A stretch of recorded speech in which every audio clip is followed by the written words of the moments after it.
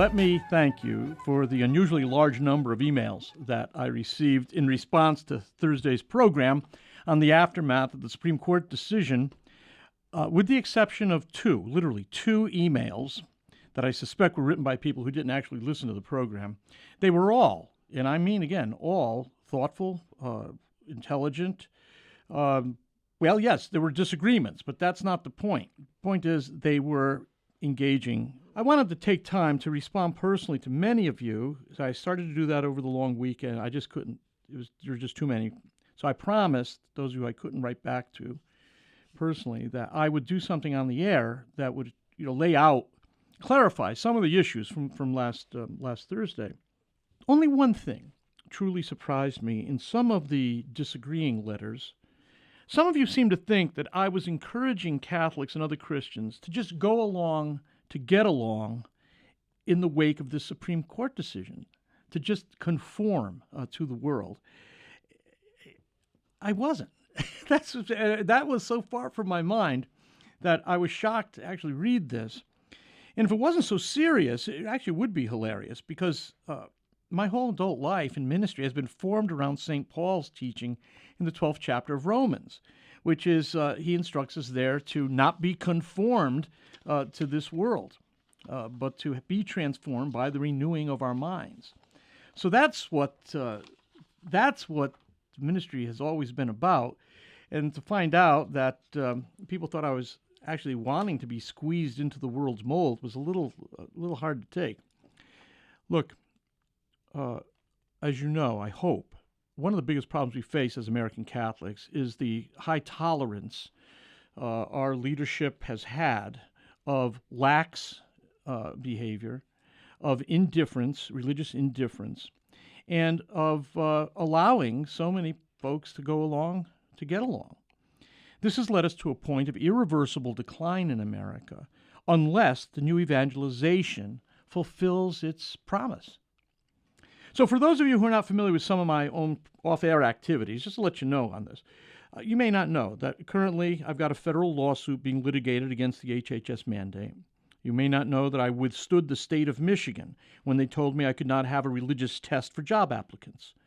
You may not know that on occasions, when I was confident that I could help save the life of a child, I have, with others, violated trespass laws at abortion clinics and been arrested and jailed for doing so.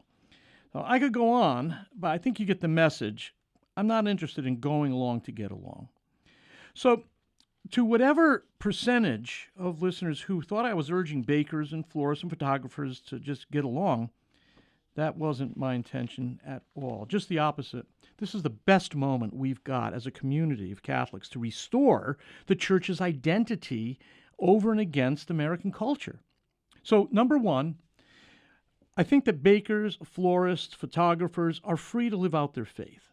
They are the best ones to determine if they're having a crisis of conscience regarding the retail services that they offer.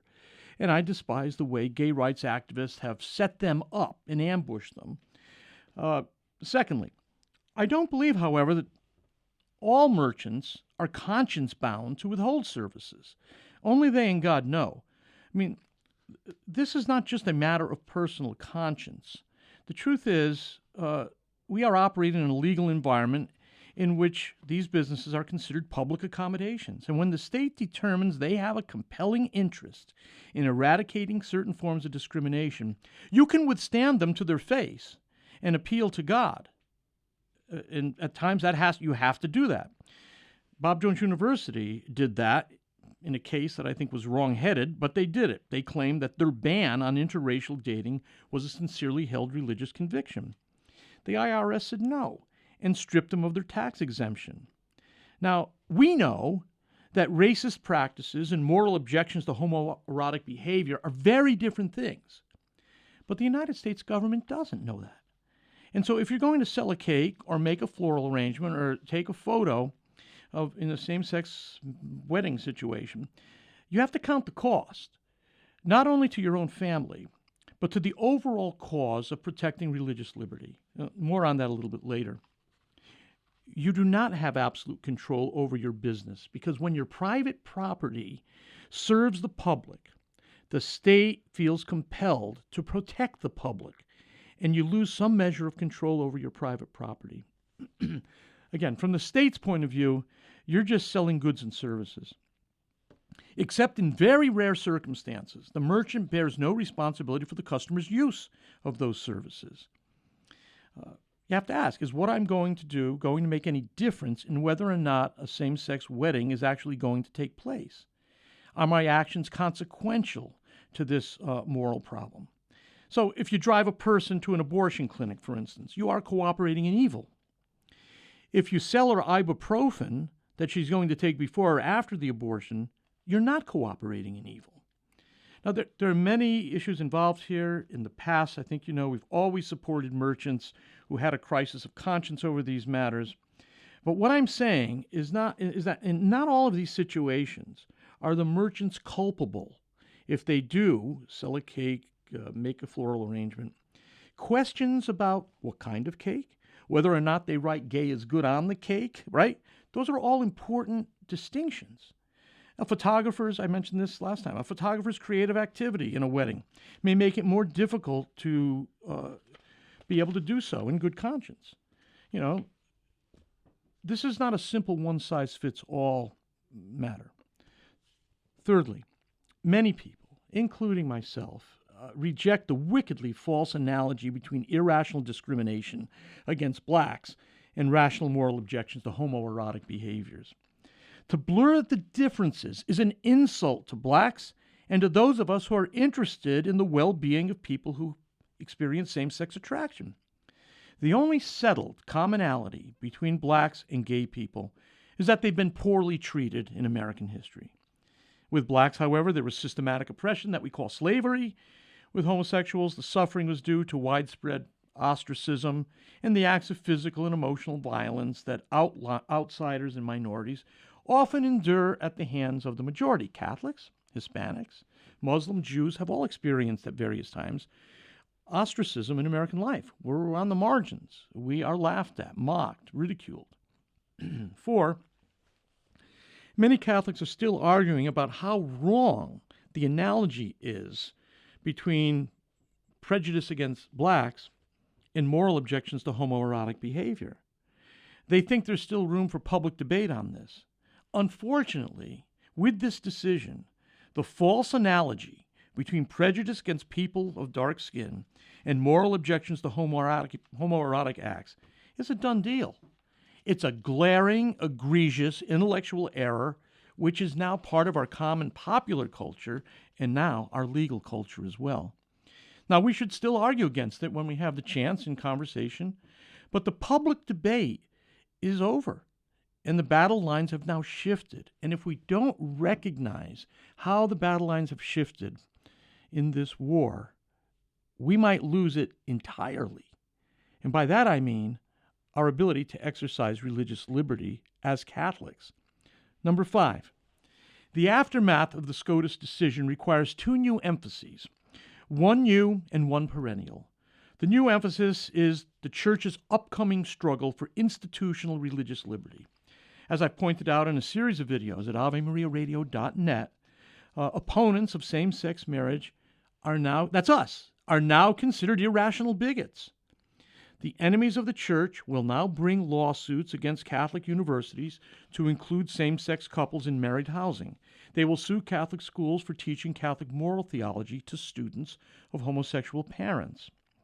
They will try to force non-clergy to stop speaking or publishing or broadcasting about the immorality of same-sex marriage. While they're going to allow the speech in houses of worship and in the privacy of our homes, it will be stifled in the wider cultural arena.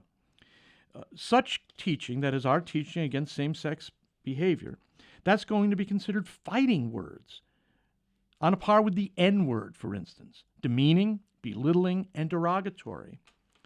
The enemies of the Church are hoping for the same kind of self-censorship regarding homoerotic acts that I just exercised about the N-word.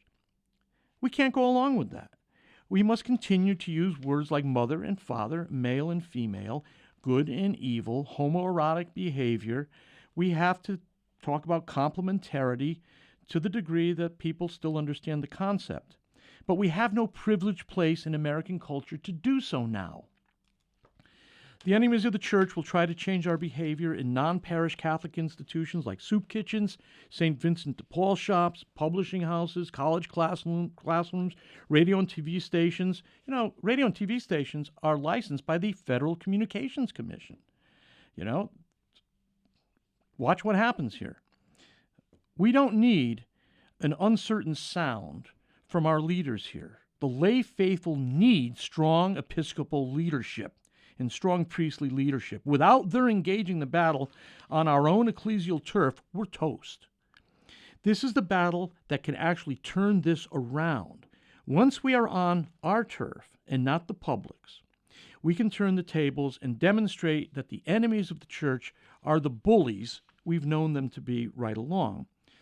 The battle for institutional religious liberty can be won because we have a certain measure of autonomy as the church, and that autonomy is recognized by the federal government. We don't want to have merchants arguing about same-sex marriages and refusing to provide cakes and then risking looking like Southern racists. That's the problem here. So whoever's going to do that needs to be aware of how the public is going to distort and use them over against the larger religious liberty claim of our institutions. We need to support the Thomas More Center, American Freedom Law Center, the Beckett Fund, the Alliance Defending Liberty, all these groups that should be working together. Lastly, the next important task is to be the church. The world needs to see the reality of the Christ in his people. They want the life of Christ. They just can't see it among us right now. We have to be as dissimilar as the Amish without their radical separatism. We're to be in the world, but not of it. Our identity must be seen as a service hospital to the victims of the sexual revolution. We have to build the church now.